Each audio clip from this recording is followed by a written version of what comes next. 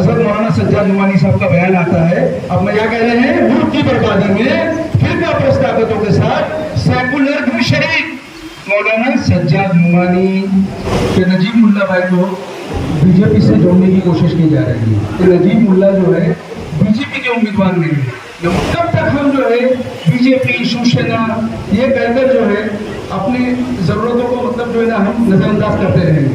कोई जितेंद्र अवार्ड जो है माशाल्लाह ऐसे हैं जितेंद्र वैसे है, और आप ऐलान कर देते हो हजरत आपकी राय जो है फिर 20 दिन बाद बदल जाएगी और फिर उसके बाद में शरद भुआ बीजेपी के साथ हो जाएंगे, तो फिर हमारे वोट जाया हो जाएंगे ना। आज आप फिर कह रहे हो कि मतलब जो है ना जितेंद्र अवार्ड सेकुलर, तो कब तक हम लोग ये बीजेपी, ये शिवसेना, ये बी टीम, ये सी टीम, ए टीम, मतलब ये एबीसीडी पढ़ाता रहेगा हमारे को। की बात नहीं करना है, अभी मेरा आखिर का मामला है, मैं आखिर से इसे थोड़ा नहीं करता। सुबह ये ना फोन नहीं हो कपड़ा के ऊपर से गाली गलौज किया था, तो उन दिन में फोन जैसा मेरे हाथ में दिया ना तो कब्रस्तान को गाली देने लगा। कब्रस्तान को गाली देने वाला यासिन अल्लाह अकबर अल्लाह, मेरी दिमाग बहुत खराब है। उन्होंने बहुत सवाल किया, बहुत सवाल। जब राम जी ने वो दूसरी तरह से गुस्सा भी किया, इसलिए मैं कल मुफ्ती साहब से पूछा तो कब्रस्तान में महबूब लोग को लगेगा क्या ये जगह किसकी है? तो ये जगह जो है वक्त की अल्लाह की, जो अल्लाह की जगह, इसने अल्लाह की इसमें गुस्ताखी किया। जो उसने गंदे वर्ड बोला तो इसने अल्लाह की इसमें गुस्ताखी किया, तो अल्लाह की इसमें गुस्ताखी किया तो हम उसको साथ देंगे क्या? जो अल्लाह के इसमें गुस्ताखी किया मैं हल्फ लेके बोल सकता हूँ, मैं अल्लाह को हाजिर नाजिर रहकर बोलता हूँ, इसने अल्लाह के इसमें गुस्ताखी किया। और वो शैतान ने अपने नबी सल्लल्लाहु उसका नाम तो उनको नहीं मालूम, वो शैतान ने नबी सल्लल्लाहु, तो उसका बदला अल्लाह जरूर लेने आना है इंशाल्लाह, और इसके साथ भी अल्लाह जरूर लेने आना है। जस्ट मेरे उतना ही बात करना है, इसने अल्लाह के इसमें गुस्ताखी किया है, मैं हल्फ लेके बोल सकता हूँ, अल्लाह को हाजिर नाजिर रख के बोलता हूँ। तो ये सच को हम साथ देना है या नहीं देना है तुम्हारी होता है। मैं बहुत ज़्यादा वक्त ना लेते हुए, आप लोगों का इलेक्शन का माहौल चल रहा है, बहुत कीमती वक्त है, कई जगहों पे आपको जाना है कवरेज के लिए, बहुत ज़्यादा वक्त ना लेते हुए बहुत संजीदगी के साथ में मैं आप लोगों के सामने पूरी जिम्मेदारी से कुछ अहम बातें रखना चाहता हूँ। उम्मीद करता हूँ कि आप लोग इस बात रखने के काम में मेरी मदद करेंगे, मैं अपनी बात आपके जरिए आवाम तक पहुँचाना चाहता हूँ। और सबसे बड़ा मुद्दा इस इलेक्शन में जो चल रहा है वो ये कि नजीब मुल्ला भाई को बीजेपी से जोड़ने की कोशिश की जा रही है, एक नाकाम कोशिश की जा रही है जिसको अवाम मानने को तैयार नहीं है। उसकी वजह यह है कि नजीब मुल्ला अब तो बीजेपी के उम्मीदवार नहीं है। दूसरी अहम बात यह है कि नजीब मुल्ला का चिन्ह वो है जिसको 15 साल से लोग दबाते आ रहे हैं, 15 साल से इसी चिन्ह को लोग दबाते आ रहे हैं जिसकी वजह से जितेंद्र अवार्ड आमदार बनते थे। ये क्लियर हो गया आप लोगों के सामने कि नजीब मुल्ला जो है बीजेपी के उम्मीदवार नहीं है। नंबर 1 दोस्तों, अब आपकी बात फिरका प्रश्न की।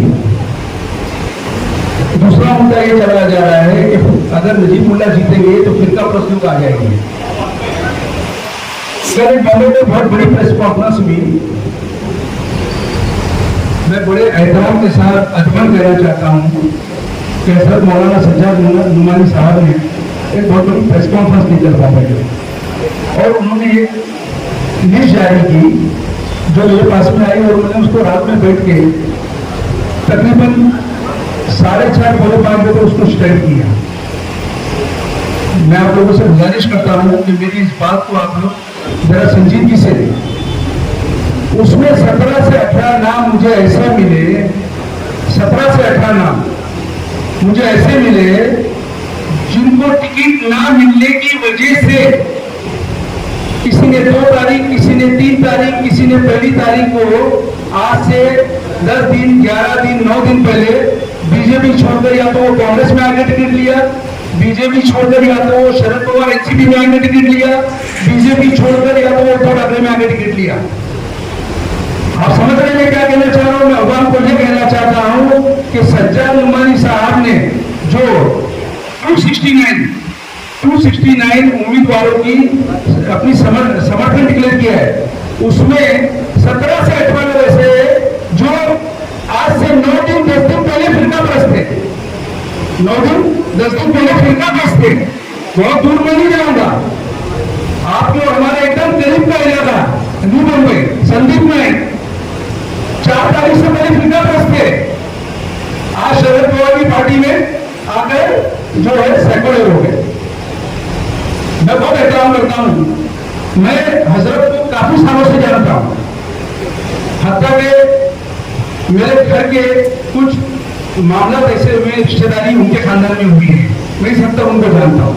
हजरत बहुत मासूम है, बहुत अल्लाह वाले हैं, बहुत सियासत में बारीक भी नहीं रखते हैं और पूरी महाराष्ट्र की नहीं पूरे हिंदुस्तान की तर्जुमानी करते हैं। वो जब भी इलेक्शन लगता है मैं उनकी बहुत इज्जत करता हूँ, लेकिन मैं कहता हूँ क्या हर इलाके में अपने मसाइल नहीं है, हर इलाके की हर हल्के की अपनी जरूरत नहीं है।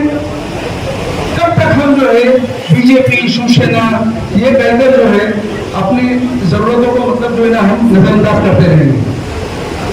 आपको याद होगा 2009 में ये कॉन्स्टिट्यूंसी अलग हुई थी, ये कॉन्स्टिट्यूंसी बेलापुर कहलाती थी और यहाँ पर एक के 6 अमला बने थे।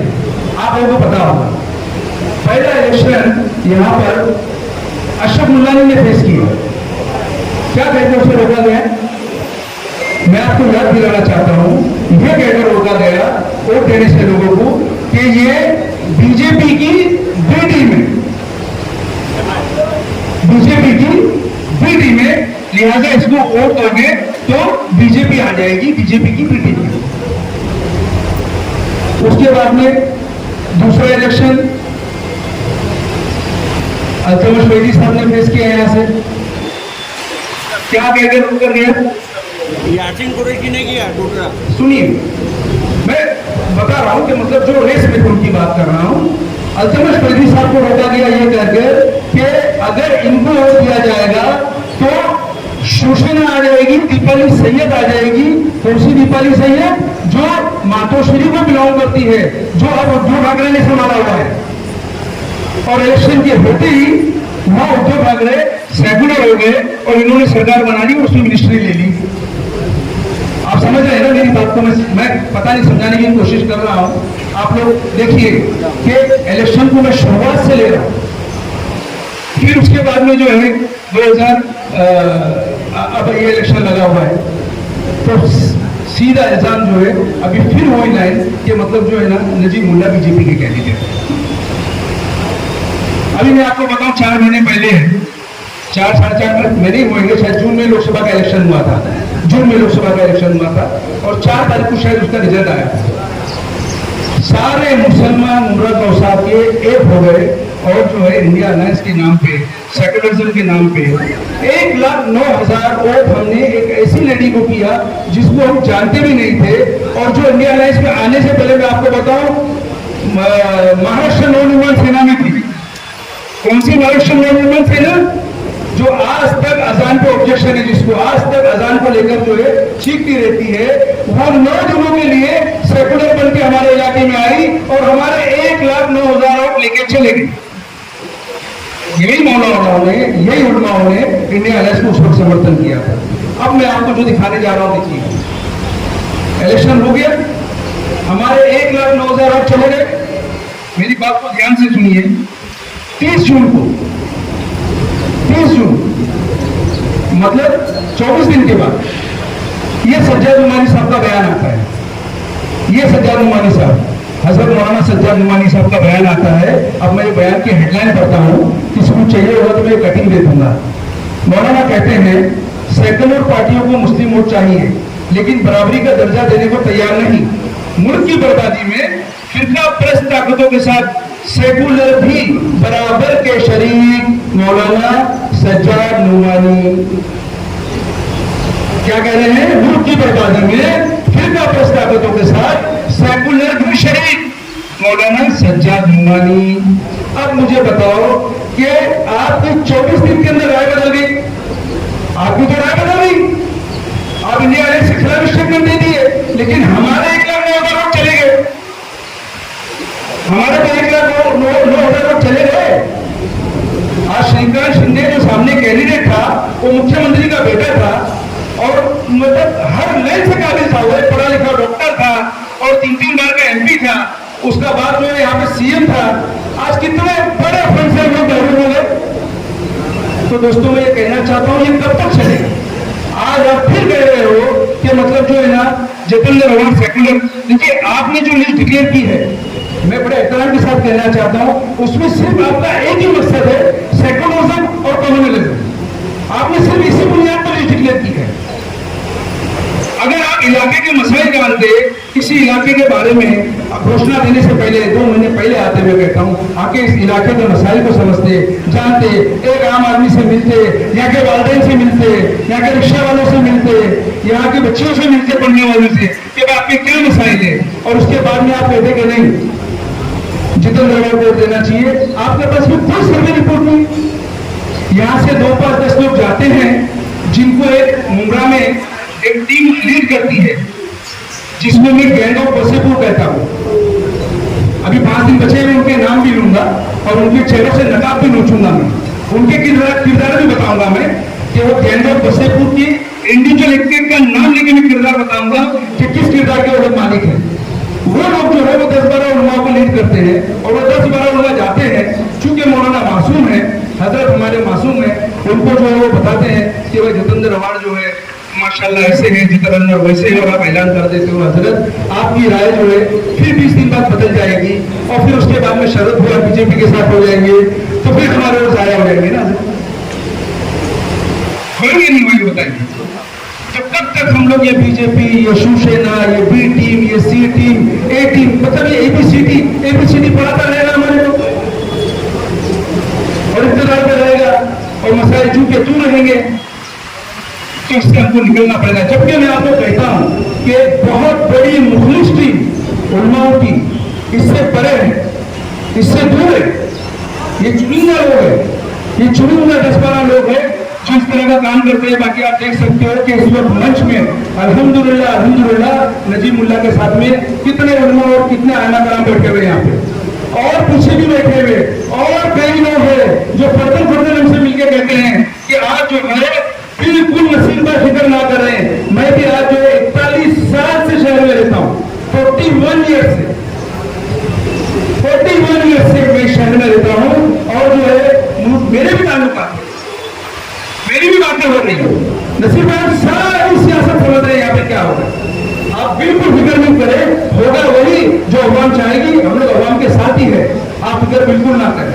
दोस्तों मैं आपसे सिर्फ इतनी गुजारिश करता हूँ आपके जरिए मुल्ला बसा के लोगों से कि नजीब मुल्ला के काबिल, होनहार और जवान ये लड़का हमको मिला है अल्हम्दुलिल्लाह। ये थाना नगर पालिका की आवाज है।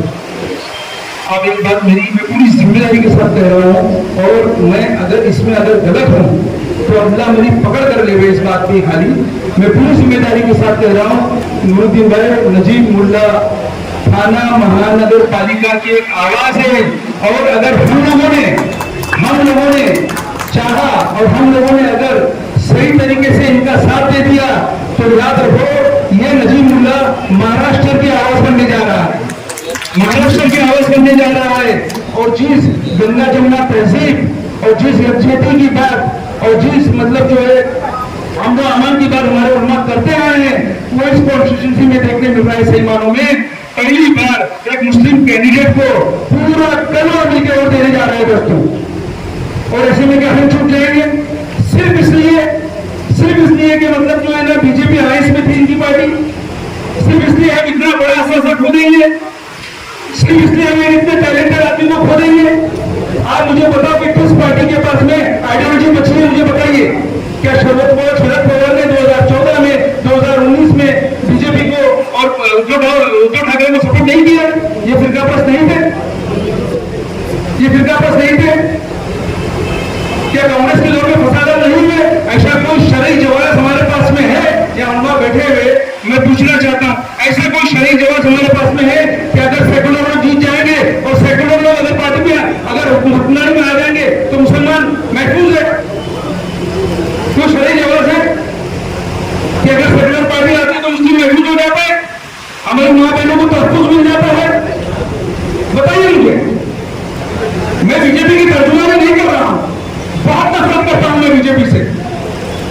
मेरी बाबरी यही है, कोलकाता में मेरे लोग ज्यादा कटे हैं। मैं बीजेपी की तर्जुमानी नहीं कर रहा हूं, मैं सिर्फ ये कहना चाह रहा हूं कि नजीब बीजेपी का कैंडिडेट नहीं है, नहीं है, नहीं है। और अजित पवार इस वक्त महाराष्ट्र का सबसे बड़ा सेक्युलर पार्टी है, मैं दावे के साथ कहता हूं। मुझे आप उससे पूछेंगे तो जब टिकटों का बंटवारा चल रहा था तो हमारे उलमा कराम और मुस्लिम समाज के दानिश्वर मुस्तकिल स्टेटमेंट दे रहे थे यही कि किसी ने मुसलमानों को कंसीडर नहीं किया।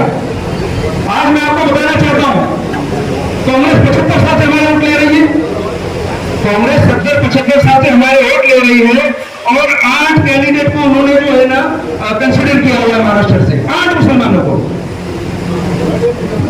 उद्धव ठाकरे जिसको हमने भर करके वोट दिया लास्ट इलेक्शन में, 1,09,000 9 दिन के लिए एक लेडी आती है और हमारा वोट लेकर चले जाती है, उन्होंने पूरे महाराष्ट्र में एक मुस्लिम को टिकट दिया है। शरद पवार पूरे महाराष्ट्र में 2 मुसलमानों को टिकट दिया है और अजित पवार सिर्फ 60 सीट पे लड़ रहे हैं और 6 मुसलमानों को टिकट दिया है। आप बताओ सेकुलर कौन हुआ? याद रखो दोस्तों, अगर ये 6 में से एक भी कम हुआ तो आने वाले दिनों में मुसलमानों को कोई नहीं पूछेगा। ये बात साबित हो जाएगी कि इनको कितना भी कंसीडर करो, ये इस लायक नहीं कि इनको कंसीडर किया जाए। ये कुछ ना कुछ इल्जाम लगा के हमारे को फेंक देते हैं पीछे। मैं गुजारिश करता हूं ममता गुस्सा की आवाम से, जब तक हम डरते रहेंगे ना हमको अपना आमदार मिलेगा ना हमको कोई लोकल आमदार मिलेगा, क्योंकि लोकल आमदार भी आता है तो उस पर बी टीम और सी टीम का इल्जाम लग जाता है और कोई हमारा भी अपना आया है तो उसे भी इल्जाम लगा रहा है। तो मुझे जो लोग इल्जाम लगा रहे हैं उनसे मैं पूछना चाहता हूं कि भाई आप पूरी जिम्मेदारी के साथ कह दीजिए ना कि 23 तारीख के बाद शरद पवार जो है बीजेपी में नहीं दिखेंगे। आइए पूरी जिम्मेदारी के साथ कहेंगे। तो आखिर में मैं सिर्फ इतना ही कहकर अपनी बात को खत्म करूंगा कि हमारा मुल्क जो है जरूरतों से जूझ रहा है, चाहे वो पानी की हो, चाहे वो इलेक्ट्रिसिटी का मसला हो, चाहे वो हॉस्पिटल कब्रिस्तान का मसला हो, चाहे वो एजुकेशन ट्रैफिक का मसला हो। मसाइल से जूझ रहा है हमारा शहर, लिहाजा हमको ये ऊंची राजनीति में ना पड़ते हुए अपने मसाइल पे ध्यान दें। एक बहुत अच्छा नजीब मुल्ला की शक्ल में हमको उम्मीदवार मिला है, अल्लाह के वास्ते ये मौका जाया ना करें। और घड़ी का जो बटन जैसा रही साहब ने बताया कि 15 साल से आप इसको दबाते आ रहे हैं, उसी बटन को आपको दबाना है और नजीब मुल्ला को महाराष्ट्र की आवाज बनाना है इंशाअल्लाह। अस्सलाम वालेकुम।